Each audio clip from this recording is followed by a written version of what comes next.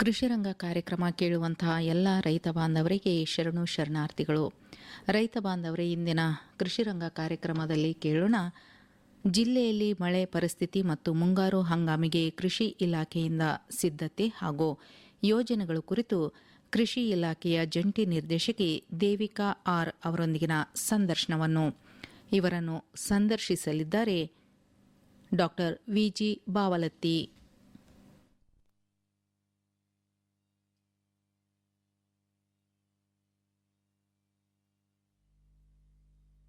ರೈತ ಬಾಂಧವರಿಗೆ ನಮಸ್ಕಾರ.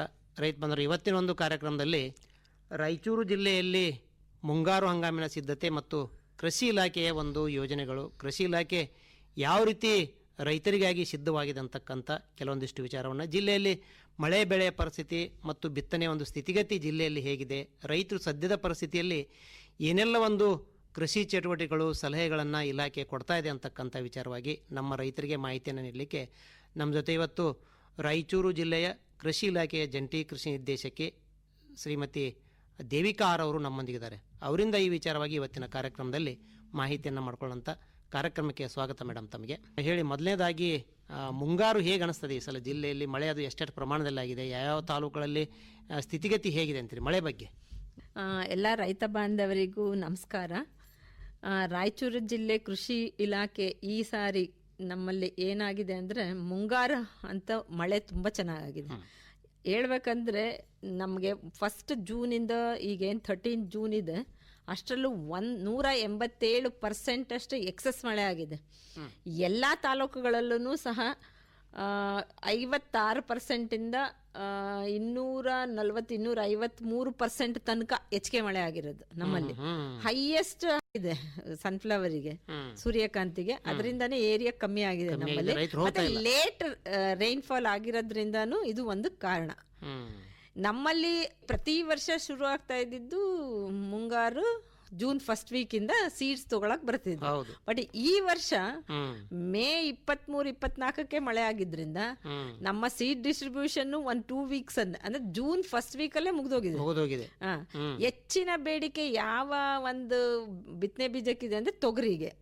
ಈ ಸಾರಿ ನಮಗನ್ಸೋ ಹಾಗೆ ಮೋಸ್ಟ್ ಪ್ರಾಬ್ಲಿ ಲಾಸ್ಟ್ ಇಯರ್ ತೊಗರಿ ರೇಟ್ 12,000-13,000 ರೈತರಿಗೆ ಸಿಕ್ಕಿರೋದ್ರಿಂದ ಈ ವರ್ಷ ಆ ಒಂದು ಏರಿಯಾ ಜಾಸ್ತಿ ಆಗ್ಬೋದು ಅನ್ನೋದು ನಮ್ಮ ಅನಿಸಿಕೆ ಆಗಿದೆ. ರೈತರು ಹೆಚ್ಚಿಗೆ ತೊಗರಿ ಬಿತ್ತನೆಗೆ ಹೋಗ್ತಿದ್ದಾರೆ. ಅದೇ ರೈತರು ಮೊನ್ನೊಬ್ರು ಹೇಳ್ತಾ ಇದ್ದಾರೆ ನಮಗೆ 70-80% ಎಲ್ಲ ತೊಗರಿನ ಬಿತ್ತಾರ ನೋಡ್ರಿ ಈ ಭಾಗದಲ್ಲಿ ಅಂತೇಳಿ. ಖಂಡಿತ ನಿಜ.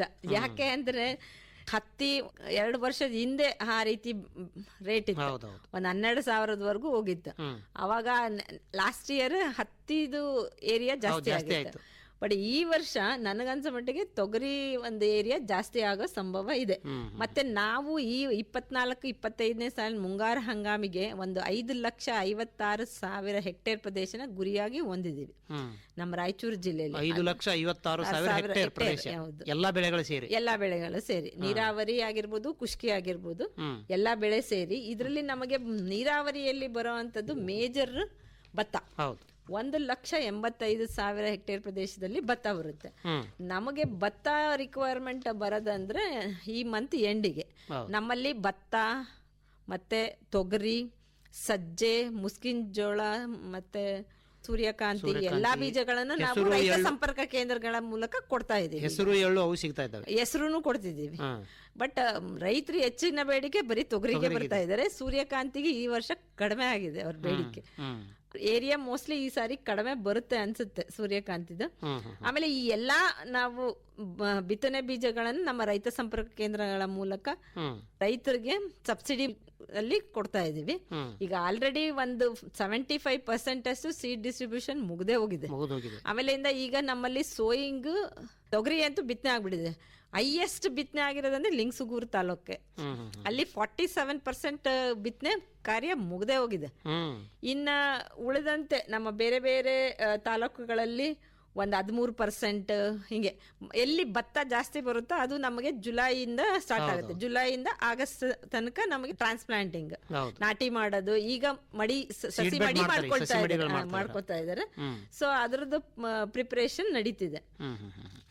ಈಗ ನೀವೇನಾದ್ರೂ ಬೇರೆ ಬೇರೆ ಬೆಳೆಗಳಲ್ಲಿ ನಿಮ್ಮ ಇಲಾಖೆಯಿಂದ ಟಾರ್ಗೆಟ್ ಇದೆ, ಈ ಬೆಳೆಯಲ್ಲಿ ಇಷ್ಟಿಷ್ಟು ಅಂತ ಟಾರ್ಗೆಟ್? ನಮ್ಮಲ್ಲಿ ಈಗ 5,56,000ದಲ್ಲಿ ನಮಗೆ ಮೇಜರ್ ಬಂದು ಭತ್ತಾನೆ 1,85,000 ಹೆಕ್ಟೇರ್ ಪ್ರದೇಶ ನಮಗೆ ಗುರಿ ಇದೆ.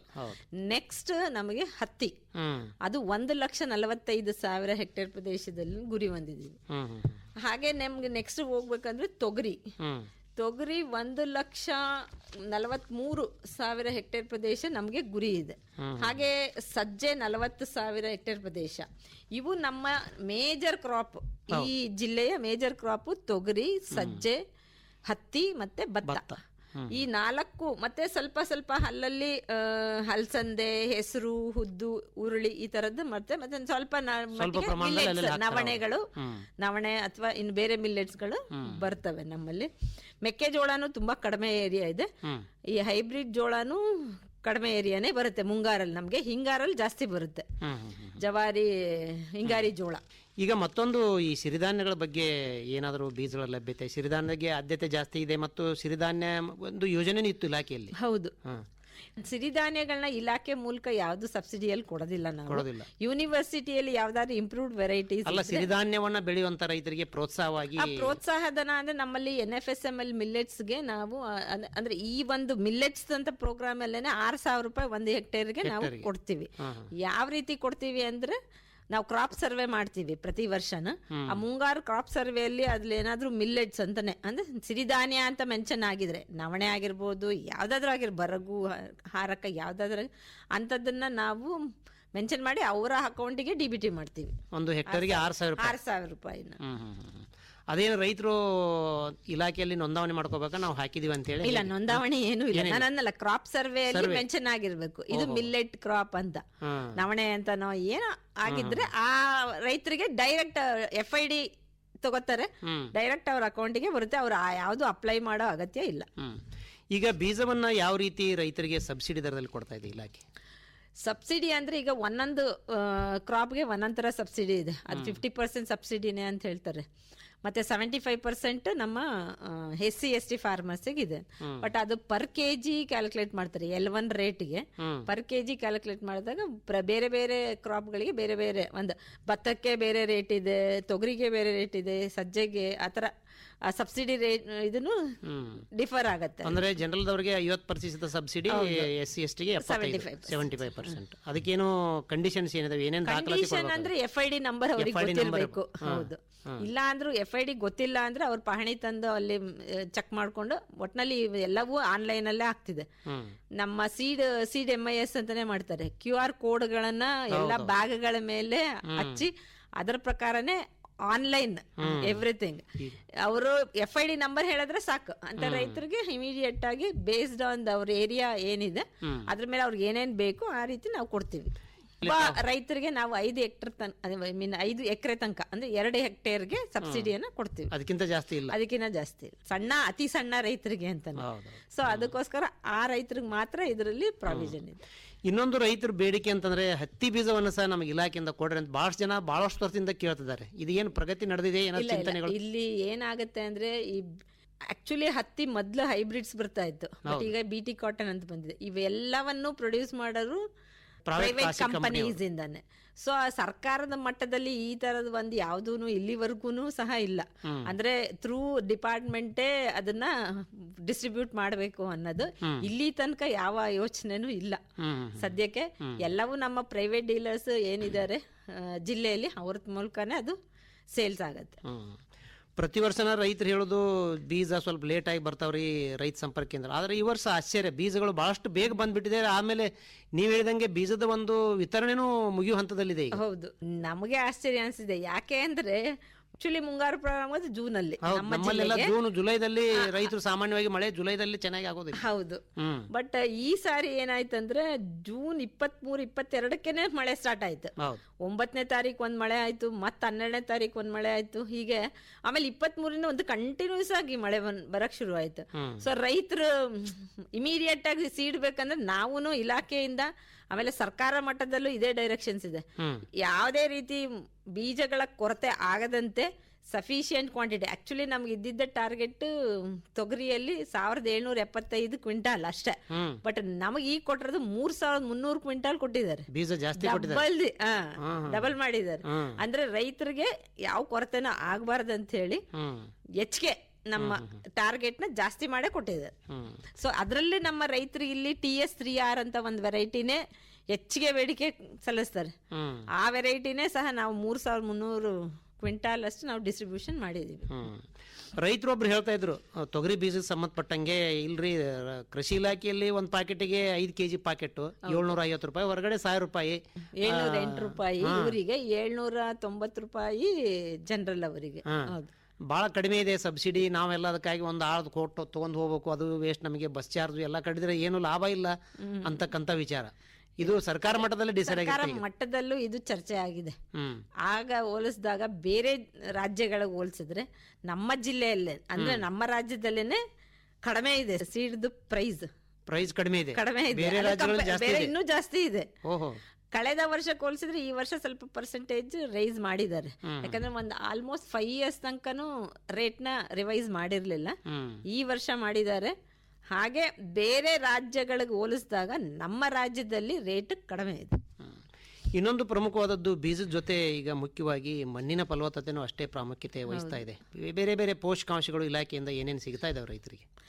ನಮ್ಮಲ್ಲಿ ಏನಂದ್ರೆ NFSM national food security mission ಒಂದು ಅದು ಯೋಜನೆ ಆಲ್ಮೋಸ್ಟ್ ಒಂದು 10 ವರ್ಷದಿಂದನೂ ಇದು ಇಂಪ್ಲಿಮೆಂಟಲ್ಲಿ ಇದೆ.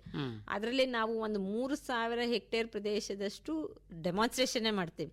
ನೀವು ಹೇಳಿದಾಗೆ ಮಣ್ಣಿನ ಫಲವತ್ತತೆ ಇಂಪಾರ್ಟೆನ್ಸ್ನ ನೋಡ್ಕೊಂಡೇನೆ ಬಿತ್ತನೆ ಬೀಜದಿಂದ ಹಿಡಿದು ಹಾರ್ವೆಸ್ಟ್ ತನಕನೂ ಈ ಒಂದು ಡೆಮಾನ್ಸ್ಟ್ರೇಷನ್ ಮಾಡ್ತೀವಿ ನಾವು ಇಡೀ ಜಿಲ್ಲೆಯಲ್ಲಿ. ತೊಗರಿ, ಸೂರ್ಯಕಾಂತಿ, ಎಣ್ಣೆ ಕಾಳುಗಳದ್ದು ಇದೆ. ಸೂರ್ಯಕಾಂತಿದು ನಾವು ಮಿನಿ ಕಿಟ್ಸ್ ಸಹ ಡಿಸ್ಟ್ರಿಬ್ಯೂಷನ್ ಮಾಡಿದೀವಿ, 2000 ಮಿನಿ ಕಿಟ್ಸ್ ಗಳನ್ನ. NFSM ಅಂದ್ರೆ ಎಣ್ಣೆ ಕಾಳು ಮತ್ತು ದ್ವಿದಳ ಧಾನ್ಯಗಳ. ಈ ಸಾರಿ ಒಂದು ಏನಿದೆ ಅಂದ್ರೆ ದ್ವಿದಳ ಧಾನ್ಯಗಳ ಏರಿಯಾನ ಇನ್ಕ್ರೀಸ್ ಮಾಡ್ಬೇಕನ್ನೋದು ಒಂದು ಏಮ್ ಇದೆ, ಅಂದ್ರೆ ಗುರಿ ನಮ್ಮ ಇಲಾಖೆಗೆ. ಅಂದ್ರೆ ಎಸ್ಪೆಷಲಿ ತೊಗರಿ ಏರಿಯಾನ ಜಾಸ್ತಿ ಮಾಡಬೇಕು. ಜಾಸ್ತಿ ಆಗ್ಬಿಡತ್ತೆ ಈಗ ಆಟೋಮೆಟಿಕ್ ಆಗಿ. ಖಂಡಿತ ಆಗತ್ತೆ. ಲಾಸ್ಟ್ ಇಯರ್ ಆಕ್ಚುಲಿ ನಮ್ಮ ಒಂದು 1,20,000 ಇದ್ದಿದ್ದು 80,000 ಅಷ್ಟೇ ಲಾಸ್ಟ್ ಇಯರ್ ಸೋಯಿಂಗ್ ಆಗಿರೋದು. ಡ್ರಾಟ್ ಬರ ಬಂದಿರೋದ್ರಿಂದ ಆ ಕಾರಣಕ್ಕೆ 60% ಅಷ್ಟೇ ಸೋಯಿಂಗ್ ಆಗಿದೆ ಲಾಸ್ಟ್ ಟೈಮ್. ಸೊ ಈ ವರ್ಷ ನನಗನ್ಸೋ ಮಟ್ಟಿಗೆ 100% ಸೋಯಿಂಗ್ ಆಗುತ್ತೆ ಮೋಸ್ಟ್ಲಿ.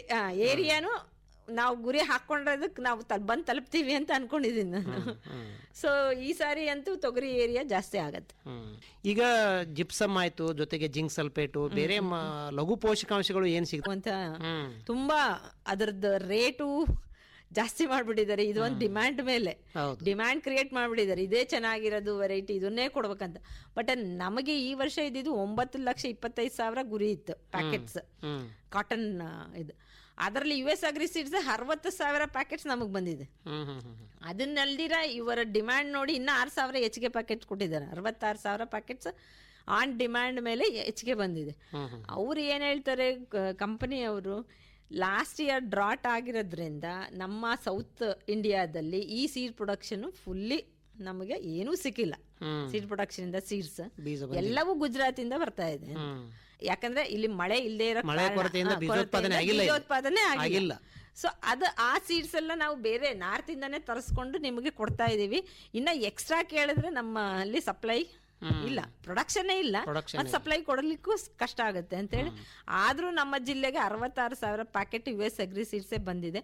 ಹಾಗೆ ನಮ್ಮಲ್ಲಿ ಎಲ್ಲರೂ ಡಿಮ್ಯಾಂಡು, ರೇಟ್ ಜಾಸ್ತಿ ಇಂಥವೆಲ್ಲ ಕಂಪ್ಲೇಂಟ್ಸ್ಗಳು ಬಂದ್ವು. ನಾವು ಅದಕ್ಕೆ ನಮ್ಮ ವಿಜಿಲೆನ್ಸ್ ನ ಆಕ್ಟಿವೇಟ್ ಮಾಡಿ ಪ್ರತಿ ಒಂದು ತಾಲೂಕಲ್ಲಿ ನಮ್ಗೆ ಹೆಚ್ಚಿಗೆ ಏರಿಯಾ ಬರೋದೇ ಕಾಟನ್, ರಾಯಚೂರ್, ಸಿರ್ವಾರ ಮತ್ತೆ ದೇವದುರ್ಗ ಹ್ಮ್ ಇವೇ ಮೇಜರ್ ಬೆಲ್ಟ್ ನಮ್ದು. ಸೊ ಅಂತ ಒಂದು ಎಲ್ಲಾ ಕಡೆಗಳಲ್ಲೂ ನಮ್ಮ ವಿಜಿಲೆನ್ಸ್ ಇಸ್ ವೆರಿ ಆಕ್ಟಿವ್. ಆಮೇಲೆ ನಾವು 54 ನೋಟಿಸ್ಗಳನ್ನ ಇಶ್ಯೂ ಮಾಡಿದೀವಿ ಎಲ್ಲಾ ಒಂದು ಅಂಗಡಿಗಳಿಗೆ. ಯಾರ್ಯಾರು ರೇಟ್ ಜಾಸ್ತಿ ಮಾಡ್ತಿದ್ದಾರೆ, ರೇಟ್ ಬೋರ್ಡ್ ಹಾಕಿಲ್ಲ, ಏನೇನು ವೈಲೇಟ್ ಮಾಡ್ತಿದ್ದಾರೆ ನಮ್ಮ ಕ್ವಾಲಿಟಿ ಕಂಟ್ರೋಲ್ ಲೀಗಲಿ, ಅವನಕ್ಕೆಲ್ಲದಕ್ಕೂ ನೋಟಿಸ್ ಕೊಟ್ಟು 2 ಸೀಸರ್, ಸಸ್ಪೆನ್ಷನ್, ಲೈಸೆನ್ಸ್ನ ಇಂಥವೆಲ್ಲ ಕ್ರಮನ ನಾವು ಮಾಡಿದೀವಿ. ಇನ್ನು ಮುಖ್ಯವಾಗಿ ಫರ್ಟಿಲೈಸರ್ಸ್ ಅಥವಾ ರಸಗೊಬ್ಬರಗಳು ಲಭ್ಯತೆ ಹೇಗಿದೆ ಜಿಲ್ಲೆಯಲ್ಲಿ? ರಸಗೊಬ್ಬರದ್ದು ಬಹಳಷ್ಟು ಕೊರತೆ ಆಗ್ತಾ ಇದೆ ಅಂತಕ್ಕಂಥದ್ದು ಪ್ರತಿ ವರ್ಷ ಇರುತ್ತೆ ಇದು ಸಮಸ್ಯೆ. ಈ ವರ್ಷದ ಕಂಡೀಷನ್ ಹೇಗಿದೆ? ಕಳೆದ ವರ್ಷ ನಮ್ಮಲ್ಲಿ ಆಗಿದ್ದೇ ಸೋಯಿಂಗ್ 80%. ಹೌದು, ಲಾಸ್ಟ್ ಇಯರ್ ಸಾಕಷ್ಟು ರಸಗೊಬ್ಬರ ಕಳೆದ ವರ್ಷದಲ್ಲೇ ನಮ್ಮಲ್ಲಿ ಸ್ಟಾಕ್ ಹಾಗೆ ಉಳಿದ್ಬಿಟ್ಟಿದೆ. ವೇರ್ ಹೌಸ್ಗಳಲ್ಲಿದೆ, ಹೋಲ್ಸೇಲ್ ಡೀಲರ್ಸ್ ಹತ್ರ ಇದೆ, ಈವನ್ ರಿಟೇಲ್ ಡೀಲರ್ಸ್ ಹತ್ರ ಇದೆ. ಹಾಗೆ ನಮ್ಮ ಬಫರ್ ಸ್ಟಾಕು ಸಹ ಒಂದು ಬಫರ್ ಸ್ಟಾಕು ಸಹ ನಮ್ಮಲ್ಲಿ ಒಂದು 10,000 ಮೆಟ್ರಿಕ್ ಟನ್ ನಮ್ಮ ಇದರಲ್ಲಿ ಇದೆ. KSSC, ಸಿಂಧನೂರ್ ಆಗಿರ್ಬೋದು, ಇಲ್ಲ ರಾಯಚೂರು ಮತ್ತೆ ಫೆಡರೇಷನ್ಗಳು. ಮುಖ್ಯವಾಗಿ DAP ಬಗ್ಗೆ ರೈತರು ಬಹಳಷ್ಟು ಕಂಪ್ಲೇಂಟ್. ಏನಾಗಿದೆ ಇವರಿಗೆ ಅಂದ್ರೆ, ಇಲ್ಲ ಮಿಸ್ಕನ್ಸೆಪ್ಷನ್ ಇವರಿಗೆ. ಏನಕ್ಕಂದ್ರೆ ಸಾಕಷ್ಟು ನಮ್ಮಲ್ಲಿ ಏನ್ ಬೇಕಾಗಿದೆಯೋ ಅದಂತೂ ಅಟ್ ಪ್ರೆಸೆಂಟ್ ನಾವು ಅವೈಲಬಲ್. ಅದರದ್ದು ನಾವು ಡೀಟೇಲ್ಸ್ ಪ್ರತಿ ವಾರದಲ್ಲಿ 2 ಸಾರಿ ನಾವು ಪೇಪರ್ಗೂ ಸಹ ಕೊಡ್ತಿದ್ದೀವಿ. ಎಲ್ಲೆಲ್ಲಿ ಎಷ್ಟೆಷ್ಟು ಸ್ಟಾಕ್ ಇದೆ, ಅವೈಲಬಿಲಿಟಿ ಎಲ್ಲವೂ ಸಹ, ಬಿತ್ತನೆ ಬೀಜ ಆಗಿರ್ಬೋದು, ರಸಗೊಬ್ಬರ ಆಗಿರ್ಬೋದು. ನಮಗೆ ಈ ಮುಂಗಾರಿಗೆ 2,35,000 ಮೆಟ್ರಿಕ್ ಟನ್ ಬೇಕಾಗುತ್ತೆ. ನಮ್ಮ 2,35,000 ಮೆಟ್ರಿಕ್ ಟನ್ ವಿವಿಧ ಗ್ರೇಡ್ಗಳು, ಬೇರೆ ಬೇರೆ ರಸಗೊಬ್ಬರಗಳು ಅಂದ್ರೆ DAP, ಯೂರಿಯಾ, ಕಾಂಪ್ಲೆಕ್ಸ್, ಎವ್ರಿಥಿಂಗ್ ಸೇರ್ಕೊಂಡು ನಮ್ಗೆ 2,35,000 ಬೇಕಾಗುತ್ತೆ. ಅದರಲ್ಲಿ ನಮ್ಗೆ ಈಗ ಆಲ್ರೆಡಿ 1,00,000 ಮೆಟ್ರಿಕ್ ಟನ್ ನಮ್ಮಲ್ಲಿ ಇದೆ ನಮ್ಮ ಜಿಲ್ಲೆಯಲ್ಲಿ. ಎಲ್ಲ ಫಿಸಿಕಲ್ ಸ್ಟಾಕ್ನು ಸಹ ವೆರಿಫೈ ಮಾಡಿದೀವಿ ಎಲ್ಲಾ ಕಡೆನ. So we have sufficient quantity of fertiliser. ಕೊರತೆ ಇಲ್ಲ. ಒಂದು ತಲೆಯಲ್ಲಿ ಅವ್ರಿಗೆ ಬಂದ್ಬಿಟ್ಟೆ DAP, ಯಾಕೆ ಅಂದ್ರೆ ಮ್ಯಾನುಫ್ಯಾಕ್ಚರಿಂಗ್ ಈಸ್ ಲಿಮಿಟೆಡ್ ಅಂತ ಮಾಡ್ಬಿಟ್ಟಿದ್ದಾರೆ. ಅಂದ್ರೆ ಸ್ಟಾಪ್ ಮಾಡ್ತಿದ್ದಾರೆ DAP ನ. ನ್ಯಾನೋ DAP ಗೆ ಹೆಚ್ಚಿನ ಒತ್ತನ್ನ ಕೊಡ್ತಿದ್ದಾರೆ ಅಂತ. ಮತ್ತೆ ಇಂಪೋರ್ಟ್ ಆಗುವಂತ DAPನೂ ಸಹ ಸ್ವಲ್ಪ ರಿಸ್ಟ್ರಿಕ್ಟ್ ಮಾಡಿದ್ದಾರೆ ಅಂತ. ಬಟ್ ಆ ರೀತಿ ಯಾವುದೂ ಆಗೋದಿಲ್ಲ. ಯಾವಾಗ ನಾವಂತೂ ಎವ್ರಿ ಡೇ ಪ್ರೊಆಕ್ಟಿವ್ ಆಗಿ ಎಲ್ಲಾ ಕಡೆನೂ ಚೆಕ್ ಮಾಡ್ಕೋತಾ ಇದೀವಿ. ಎಲ್ಲಿ ಸಿಗೋದಿಲ್ಲ ಅಂತಾರೆ ನಮ್ಮ ಬಫರ್ ಸ್ಟಾಕ್ ಇಂದ ಸೊಸೈಟಿಗಳ ಮೂಲಕ ನಾವು ಈ DAP ನ ಸಫಿಶಿಯಂಟ್ ಯಾವ್ದು ತೊಂದರೆ ಆಗದೆ ಇರಂಗೆ ರೈತರಿಗೆ ನಾವು ಕೊಡಿಸ್ತೀವಿ. ಅಂದ್ರೆ ಈಗ ನ್ಯಾನೋ DAPನು ಇತ್ತೀಚೆಗೆ ಬಂತು, ಅದ್ರ ಬಗ್ಗೆ ಏನು? ನ್ಯಾನೋ DAP ಏನಂದ ಈಗ ಕೆಲವೊಂದು ಅಂಗಡಿಗಳಲ್ಲಿ ರೈತರಿಗೆ ಇದು ತಗೊಳ್ಳಿ ಚೆನ್ನಾಗಿರುತ್ತೆ ನ್ಯಾನೋ DAP ಅಂತೇಳಿ ಒತ್ತಾಯ ಮಾಡ್ತಿರ್ತಾರೆ ರೈತರಿಗೆ. ಹೌದೌದು. ಅಂದ್ರೆ ಫಸ್ಟ್ ಎಲ್ಲಾರ್ದು ಅದನ್ನ ಹೊಸದನ್ನ ಇಂಟ್ರೊಡ್ಯೂಸ್ ಮಾಡುವಾಗ ತುಂಬಾನೇ ಕಷ್ಟ ಅನ್ಸುತ್ತೆ. ರೈತರು ಅದಕ್ಕೆ ಅಡ್ಜಸ್ಟ್ ಆಗಿ ಅದನ್ನ ತಗೊಳ್ಳೋದಕ್ಕೂ ಹಿಂದೆ ಮುಂದೆ ನೋಡ್ತಿದ್ವಿ ಏನಾಗುತ್ತೋ ಹೇಗಿರುತ್ತೋ ಅಂತ. ಅದು ಏನಂದ್ರೆ ಒಂದು 500 ml ಬಾಟಲ್, ಒಂದ್ ಚೀಲ ಯೂಸ್ ಮಾಡ್ತೀವಿ. ಅದರಲ್ಲಿ ನಮಗೆ ಒಂದು 50 to 75% ಉಳಿತಾಯ ಆಗತ್ತೆ ಈ DAP, ನ್ಯಾನೋ DAP ಯೂಸ್ ಮಾಡೋದ್ರಿಂದ. ಮತ್ತೆ ನಿಮ್ಗೆ ತಗೊಂಡೋಗಕ್ಕೂ ಸುಲಭ, ಟ್ರಾನ್ಸ್ಪೋರ್ಟೇಷನ್ ಸುಲಭ. ಮತ್ತೆ ಅದು ನೀವು ಟ್ರೀಟ್ಮೆಂಟೇ ಮಾಡ್ಬಿಡ್ಬೋದು. ಅದಕ್ಕೆ ಅಂತ ಸಪರೇಟ್ ಅಪ್ಲಿಕೇಶನ್ ಬೇಕಾಗಿಲ್ಲ. ಇಲಾಖೆ ಹೇಳ್ತಾ ಇದೆ ಟ್ರೀಟ್ಮೆಂಟ್ ಮಾಡಬಹುದು. ನಾವು ನಮ್ಮ ಇಲಾಖೆಯಿಂದ ಮಾಡಿಸ್ತಿಲ್ಲ, ಇಫ್ಕೋ ಅವರಿಂದ ನಾವು ಅದನ್ನ ಡೆಮೋ ಮಾಡಿಸ್ತಾ ಇದೀವಿ. ಇಫ್ಕೋ ಕಂಪನಿ ಅವರು DAP ನ ಆ ರೀತಿ ಮಾಡಬಹುದು. ಯಾವ್ಯಾವ ರೀತಿ DAP ನ ಅಪ್ಲಿಕೇಶನ್ ಮಾಡಬೇಕು, ಸೀಡ್ಗೆ ಟ್ರೀಟ್ಮೆಂಟ್ ಮಾಡಬಹುದು. ಅದೇನು 1 kg ಸೀಡ್ಗೆ 3 ರಿಂದ 5 ml ಮಿಕ್ಸ್ ಮಾಡಿ ನೀರ್ ಜೊತೆ ಟ್ರೀಟ್ಮೆಂಟ್ ಮಾಡಿ ಮನೇಲೆ ನಾವು ಮೊದಲೆಲ್ಲ ಬೀಜೋಪಚಾರ ಯಾವ ಬೇರೆ ಮಾಡ್ತೀವಿ, ಸೇಮ್ ವೇ ಅದೇ ರೀತಿ ನಾವು ಮಾಡ್ಬೋದು. 1 kgಗೆ 3 ರಿಂದ 5 ml ಅದು 500 ml ಒಂದು 650 ಇಂದ 700 ರೂಪಾಯಿ ಅದ ಆಸ್ಪಾಸ್. ಬೇರೆ ಬೇರೆ ಕಂಪನಿದು ಬೇರೆ ಬೇರೆ ರೇಟ್ ಇದೆ. ಸೊ ನಮ್ಮ ಇಫ್ಕೋದು 650-600 ರೂಪಾಯಿ ಆಗತ್ತೆ DAPದು. ಸೊ ಆ ಡೆಮಾನ್ಸ್ಟ್ರೇಷನ್ ಅವರು ಪ್ರತಿ ಹೋಬಳಿ ಮಟ್ಟದಲ್ಲಿ ಮಾಡ್ತಿದ್ದಾರೆ ಈಗ ಆಲ್ರೆಡಿ. DAP ಅದನ್ನ ಮಾಡೋದ್ರಿಂದ ಇವರಿಗೆ ಖರ್ಚು ಕಡಿಮೆ, ಟ್ರಾನ್ಸ್ಪೋರ್ಟೇಷನ್ನು, ಕ್ಯಾರಿಯಿಂಗು ಇಲ್ಲ, ಅದ್ರಲ್ಲಿ ನ್ಯೂಟ್ರಿಯೆಂಟ್ ಕಡಿಮೆ ಆಗತ್ತೆ, ಏರ್ಗೆ ಎಕ್ಸ್ಪೋಸ್ ಆಗಿ ಅನ್ನೋದನ್ನು ಸ್ವಲ್ಪ ಅವಾಯ್ಡ್ ಆಗುತ್ತೆ. ನಮ್ಮ DAP ಚೀಲದಲ್ಲಿ ಬಂದ್ರೆ ಹೇಗಿರುತ್ತೆ, ಇಲ್ಲ ನಮ್ಮ ML ಬಾಟ್ಲಲ್ಲಿ ಇದ್ರೆ ಹೇಗಿರುತ್ತೆ ಅಂತ. ಸೊ ಈ DAP ನಮ್ಮಲ್ಲಿ ಈ ಸಾರಿ 18,000ದಷ್ಟು ನಮಗೆ ಬೇಡಿಕೆಯನ್ನ ಕೊಟ್ಟಿದ್ದಾರೆ ಈಗ ನಮ್ಮ ಈ ಒಂದು ಇದರಲ್ಲಿ ಮುಂಗಾರಲ್ಲಿ. 18,000 ಏನ್ ಲೀಟರ್? ಅದು ಲೀಟರ್ ಬಾಟಲ್ಸ್ ಅದು ನಂಬರ್ ಬಾಟಲ್ಸ್ 500 ml 9,000 ಲೀಟರ್ಸ್ ಆಗುತ್ತೆ. ಸೊ ಇಂಥದ್ದನ್ನ ನಮಗೆ ಟಾರ್ಗೆಟ್ ಆಗಿ ಕೊಟ್ಟಿದ್ದಾರೆ. ಆಮೇಲೆ ಅವರು ಸಹ ಇದ್ರ ಬಗ್ಗೆ ಪ್ರಚಾರ ಮಾಡ್ತಿದ್ದಾರೆ DAPಗೆ. ಆಮೇಲೆ ಎಲ್ಲೂ DAP ನಮಗೆ ಶಾರ್ಟೇಜ್ ಆಗ್ಬೋದು ಆ ಒಂದು ಇದು ಅಂತೂ ಇಲ್ಲ. ಇನ್ನೊಂದು ಮುಖ್ಯವಾಗಿ ತಾವು ಹೇಳಿದ್ರಿ ಈಗ ಬೀಜೋಪಚಾರಕ್ಕೆ DAP ಅದನ್ನ ಸಾಮಾನ್ಯವಾಗಿ ವಿಜ್ಞಾನಿಗಳೆಲ್ಲ ಹೇಳುದು ಫೋಲಿಯರ್ ಸ್ಪ್ರೇ ಮಾಡ್ರಿ ಅಂತ. ಫೋಲಿಯರ್ ಸ್ಪ್ರೇ ಅಂದ್ರೆ ನಾವೇನ್ ಹೇಳ್ತೀವಿ ಅಂದ್ರೆ ಇವರು ಸ್ವಲ್ಪ ಟಾಪ್ ಡ್ರೆಸ್ಸಿಂಗು ಮಾಡಿದ್ದಾರೆ ನಮ್ಮ ರೈತರು. ಯಾವ್ದನ್ನ ಯೂರಿಯಾನ. ಬಟ್ ಇದರಲ್ಲಿ ಫೋಲಿಯರ್ ಸ್ಪ್ರೇನು ಏಕೆ ಅಂದ್ರೆ ಅದರದ್ದು ಮೈನ್ಯೂಟ್ ಪಾರ್ಟಿಕಲ್ಸ್ ಏನಿದೆ ಈ ಸ್ಟೊಮ್ಯಾಟಾ ಇದರಿಂದ ಎಲ್ಲ ಅಬ್ಸರ್ವ್ ಮಾಡ್ಕೊಳ್ಳುತ್ತೆ. ಅದಕ್ಕೋಸ್ಕರ ಅವ್ರು ಫೋಲಿಯರ್ ಸ್ಪ್ರೇ ಈಗ ಟ್ರೀಟ್ಮೆಂಟ್ ನಂಗೆ ಮಾಡಕ್ಕಾಗ್ಲಿಲ್ಲ ಅರ್ಜೆಂಟ್ ಆಗಿ ತಂದೆ ಬಿತ್ತಿದೆ ಅಂದಾಗ ನಾವು ಫೋಲಿಯರ್ ಸ್ಪ್ರೇ ಹೋಗ್ಬೋದು. 1 ತಿಂಗಳು 2 ತಿಂಗಳು ಇದ್ದಾಗ ಬೆಳೆ ಸಿಂಪರಣೆ ಮಾಡ್ಬೋದು. ಫೋಲಿಯರ್ ಸ್ಪ್ರೇನು ಮಾಡ್ಬೋದು, ನೀವು ಟ್ರೀಟ್ಮೆಂಟು ಮಾಡ್ಬೋದು. ಟ್ರೀಟ್ಮೆಂಟ್ ಮಾಡೋದ್ರಿಂದ ನಿಮ್ಮ ಕ್ವಾಂಟಿಟಿ ಲೆಸ್ ಆಗತ್ತೆ. ನೀವು ಫೋಲಿಯರ್ ಸ್ಪ್ರೇ ಮಾಡಿದಾಗ ಅದ್ರ ಕ್ವಾಂಟಿಟಿ ಎಕ್ಸ್ಟ್ರಾ ನೀವು ಯೂಸ್ ಮಾಡಬೇಕಾಗುತ್ತೆ. ಕಳಪೆ ಗುಣಮಟ್ಟದ ಬೀಜಗಳು, ರಸಗೊಬ್ಬರಗಳು, ಕೀಟನಾಶಕ, ಕಳೆನಾಶಕಗಳ ಬಗ್ಗೆ ನಿಗಾ ವಹಿಸ್ತಾ ಇದೆ ಜಿಲ್ಲೆಯಲ್ಲಿ. ಏನಾದರೂ ಕಂಡು ಬರ್ತಾ ಇದ್ದಾವೆ ಪ್ರಕರಣಗಳು? ಯಾವ ರೀತಿ ಇಲಾಖೆ ಇದನ್ನ ಗಮನಿಸ್ತಾ ಇದೆ? ಖಂಡಿತ ನಾವು ಈಗ ಆಲ್ರೆಡಿ ನಮಗೆ ರೈತರು ಸಹ ನನ್ನ ಫೋನಿಗೇನೆ ಕಂಪ್ಲೇಂಟ್ಗಳನ್ನ ಕೊಡ್ತಿದ್ದಾರೆ, ಅಲ್ಲಿ ನಕಲಿ ಬೀಜ ಮಾಡ್ತಾರೆ. ಬಟ್ ನಕಲಿ ಅಂತ ನಾವು ಹೇಳಕ್ ಬರಲ್ಲ, ಯಾಕಂದ್ರೆ ಎಲ್ಲೂ ಲೂಸ್ ಸೀಡ್ಸ್ಗಳು ಮಾಡ್ತಿಲ್ಲ. ಸಪ್ಲೈ ಪ್ಲಾನ್ ಅಲ್ಲಿ ಇಲ್ಲದೆ ಇರೋದನ್ನ ಅವರು ಮಾರಾಟ ಮಾಡ್ತಿದ್ದಾರೆ ಅಂತ. ಬಟ್ ಅವರು ಸ್ಟೇಟ್ ಲೆವೆಲ್ ಸಪ್ಲೈಗೋಸ್ಕರ ಅವರು ಅಪ್ಲೈ ಮಾಡ್ಕೊಂಡಿರ್ತಾರೆ, ಅವರಿಗೆ ಪರ್ಮಿಷನ್ ಬರೋದು ಲೇಟ್ ಆಗಿರುತ್ತೆ. ಅದನ್ನ ಇಲ್ಲಿ ನಮಗೆ ಒಂದು ಸಪ್ಲೈ ಪ್ಲಾನ್ 53 ಕಂಪನಿದು ನೀವು ಇಲ್ಲಿ ಮಾರಾಟ ಮಾಡ್ಬೋದು ಅಂತ ಪರ್ಮಿಷನ್ ಇದೆ. ಅದು ಸ್ಟೇಟ್ ಲೆವೆಲ್ ನಮ್ಮ ಇಲಾಖೆಯಿಂದ ಕೊಟ್ಟಿರ್ತಾರೆ. ಅಂಥದ್ದು ಬಿಟ್ಟು ಮಾರಾಟ ಮಾಡ್ತಾ ಇರೋ ಅಂಥದನ್ನ ನಾವೀಗ ಆಲ್ರೆಡಿ ಸೀಸ್ ಮಾಡಿ ಅವ್ರಿಗೆ ನೋಟಿಸ್ ಕೊಟ್ಟು ಅಂಥವನ್ನು ಮಾರಾಟ ಮಾಡಬಾರ್ದು, ನೀವು ಪರ್ಮಿಷನ್ ತಗೊಂಡೇ ಮಾರಾಟ ಮಾಡಬೇಕು ಅಂತನೂ ನಾವು ಒಂದು 3 ಕೇಸ್ಗಳನ್ನ ಅಂಥದನ್ನ ನಾವು ಮಾಡಿದೀವಿ. ಈಗ ಅದಲ್ದಿರ ನಿನ್ನ ನಕಲಿ ಅಂತ ಯಾವುದೂ ಇರಲ್ಲ. ಏನಾಗುತ್ತೆ ಅಂದ್ರೆ ನಮ್ಮ ಒಂದು ಈ ರಾಯಚೂರು ಬಾರ್ಡರ್, ಆಂಧ್ರ ತೆಲಂಗಾಣ ಮತ್ತೆ ನಮ್ಮ ರಾಜ್ಯದ ಬಾರ್ಡರ್ಗಳಲ್ಲಿ ಸೀಡ್ ಪ್ರೊಡಕ್ಷನ್ ತಗೋತಾರೆ. ತುಂಬಾ ಜನ ರೈತರು ಜಾಸ್ತಿ ಇದೆಯಲ್ಲ. ಖಂಡಿತ ಎಲ್ಲ ಆಂಧ್ರದ ಕಂಪನಿಗಳು ಆ ಭಾಗದಲ್ಲೇನೆ ಹೆಚ್ಚಿನ ಒಂದು ಸೀಡ್ ಪ್ರೊಡಕ್ಷನ್ ತಗೊಳ್ಳೋದ್ರಿಂದ ರೈತರು ಏನ್ ಮಾಡ್ತಾರೆ, ಎಲ್ಲಾ ಸೀಡ್ಸ್ ಕಂಪನಿ ಕೊಡಲ್ಲ. ಆಮೇಲೆ ಒಂದಷ್ಟು ಸೀಡ್ಸ್ ಇಟ್ಕೊಂಡು ಪಕ್ಕದ ರೈತರು ತಮ್ಮ ಯಾರ್ಯಾರಿರ್ತಾರೆ ಫ್ರೆಂಡ್ಸ್ ಅವ್ರಿಗೆ ಕೊಡ್ತಾರೆ. ಇದನ್ನ ಇವರು ಲೂಸ್ ಸೀಡ್ಸ್ ಮಾರ್ತಿದ್ದಾರೆ, ಇದು ನಕಲಿ ಅಂತ ಹೇಳ್ತಾರೆ. ಬಟ್ ನಾನು ಹೇಳ್ತೇನೆ ಅಂಡರ್ ಸೂಪರ್ವಿಷನ್ ಆಫ್ ಕಂಪನಿ ಇದು ಅವರು ಪ್ರೊಡಕ್ಷನ್ ಆಗಿರ್ತಾರೆ.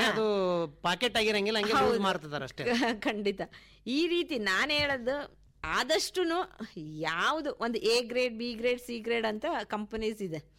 ಏನ್ A ಗ್ರೇಡ್ ಅಲ್ಲಿ ಇದೆಯೋ ಕಂಪನಿಗಳು ಅಂತ ಬೀಜಗಳನ್ನೇ, ಅಂದ್ರೆ ಅವ್ರದೇ ಆದ ರಿಸರ್ಚ್ ಇರುತ್ತೆ, ಅವ್ರದೇ ಆದ ಮಾರ್ಕೆಟಿಂಗ್, ಅವ್ರದೇ ಆದ ಡಿಸ್ಟ್ರಿಬ್ಯೂಷನ್, ಎವ್ರಿಥಿಂಗ್ ಅಂತ ಒಂದು ಕಂಪನಿ ಬೀಜಗಳನ್ನ ರೈತರು ಉಪಯೋಗ ಮಾಡೋದು ಒಳ್ಳೇದು. ಅಂತದನ್ನ ನೋಡ್ಕೊಂಡು ಪಾಕೆಟ್ ಮೇಲೆ ಅವರು ತಗೋಬೇಕು.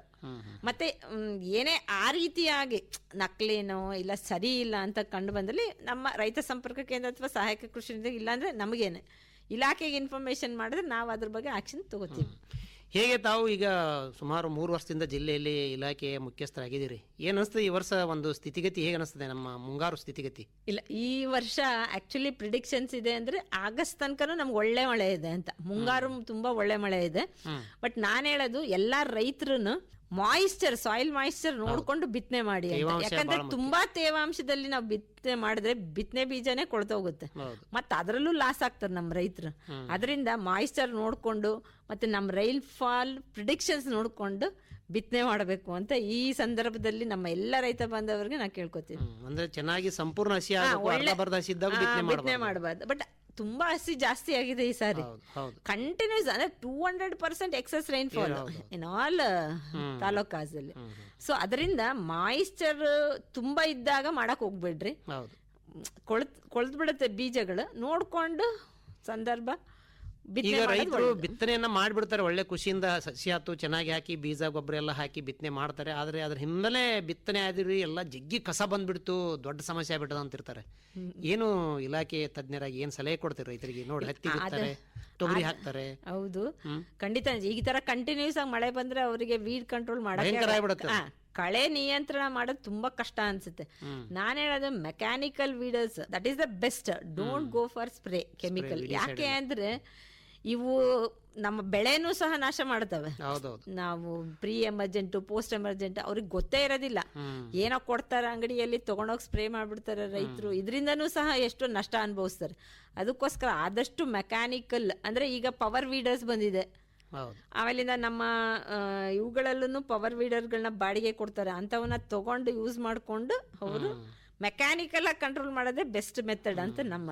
ಇಲ್ಲ ಅಂದ್ರೆ ನಾವು ಅನ್ನೋದು ನಮ್ಮ ಯೂನಿವರ್ಸಿಟಿ ಸೈಂಟಿಸ್ಟ್ ಇದ್ದಾರೆ, ಅವರಲ್ಲಿ ಕೇಳ್ಕೊಂಡು ಯಾವ್ದು ಬೆಸ್ಟ್ ಕಳೆನಾಶಕ ಅಂತವನ್ನ ಉಪಯೋಗ ಮಾಡೋದು, ಸೂಕ್ತ ಸಲಹೆಯನ್ನು ಪಡ್ಕೊಂಡು ಮಾತ್ರ ಕಳೆನಾಶಕ ಬಳಸಬೇಕು. ಸುಮ್ಮನೆ ತಮ್ಮದೇ ಒಂದು ಜ್ಞಾನದ ಮೇಲೆ ಬಳಸಿ ಆಗ್ಬಾರ್ದು.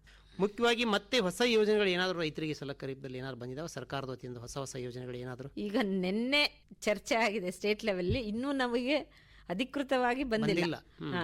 ಮೋಸ್ಟ್ ಪ್ರಾಬಲಿ ನಂದು ವಾರ 2-3 ದಿನದಲ್ಲಿ ಅವೆಲ್ಲ ಯೋಜನೆಗಳು ಬರಬಹುದು.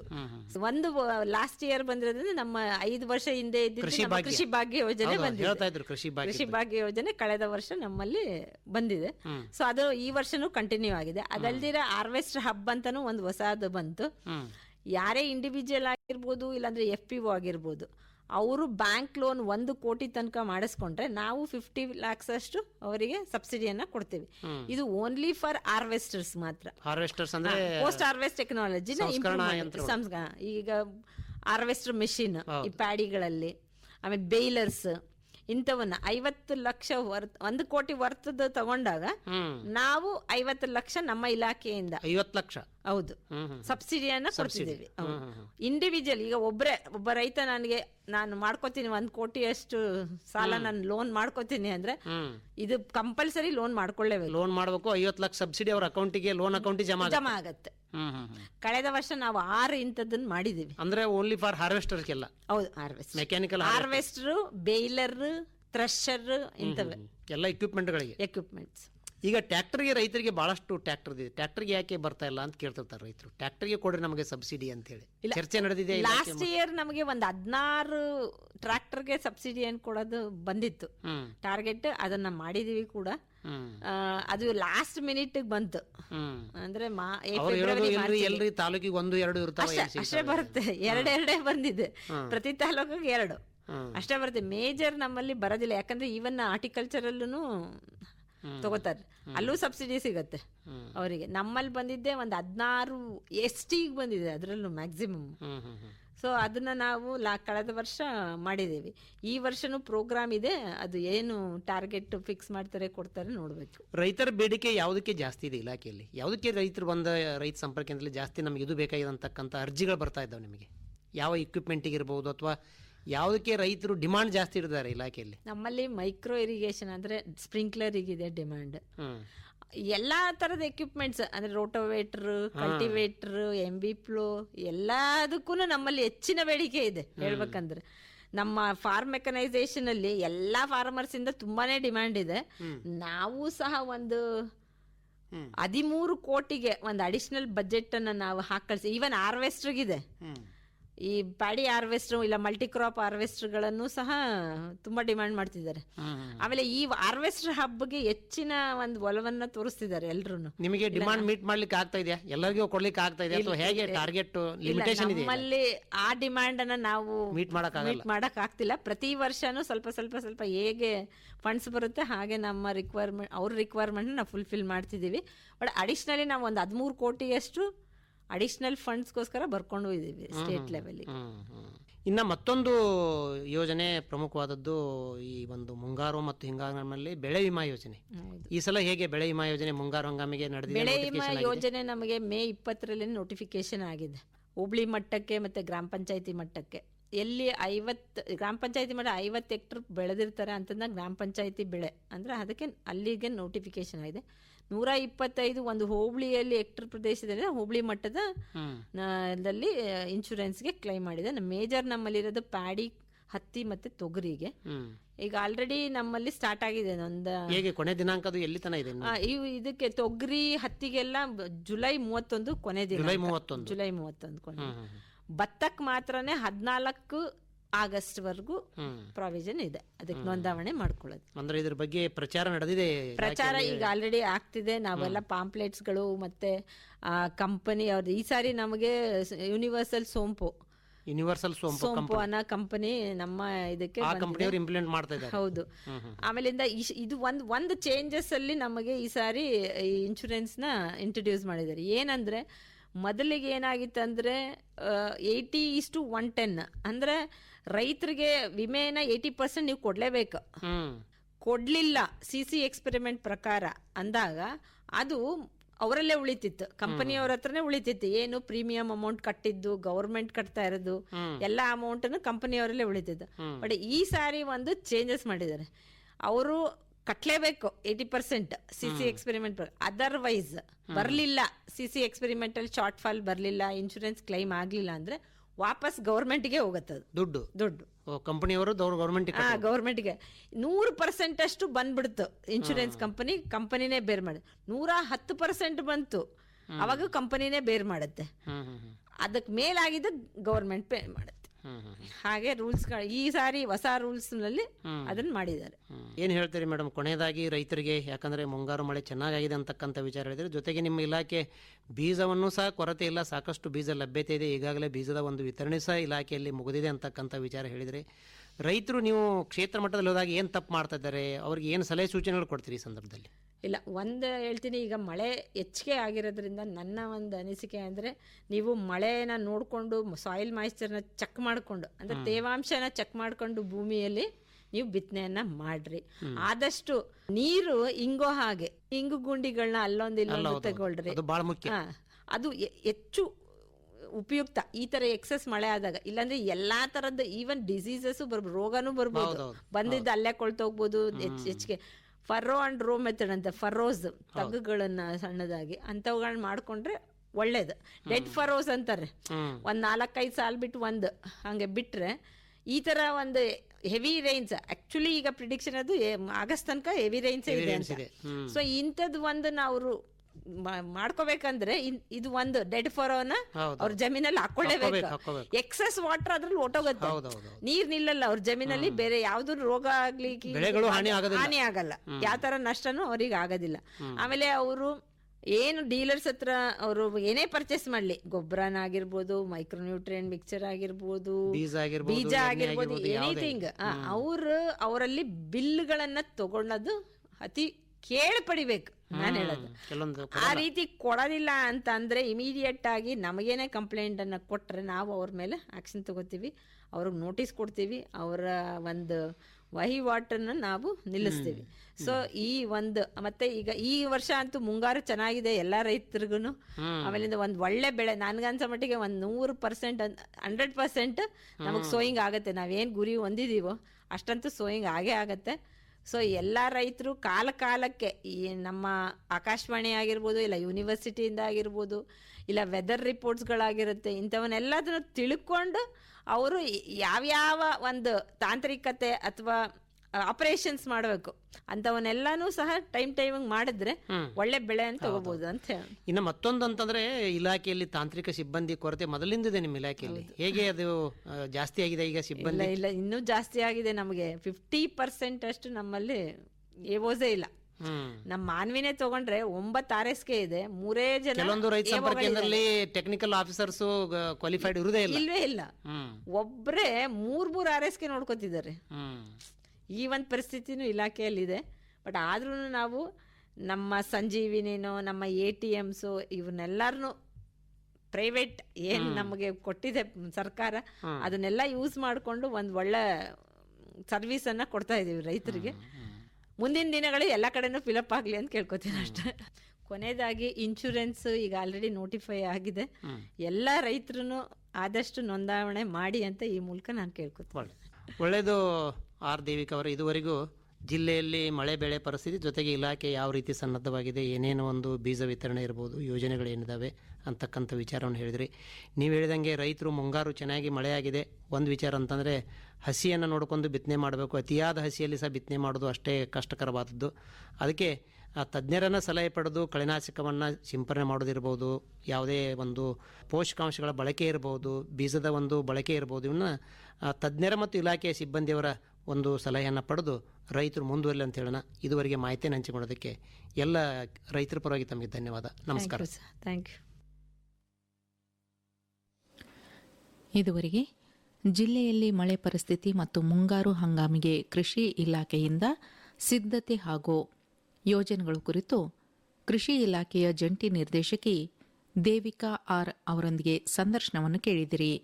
ಇವರನ್ನು ಸಂದರ್ಶಿಸಿದವರು ಡಾ ವಿಜಿ ಬಾವಲತ್ತಿ.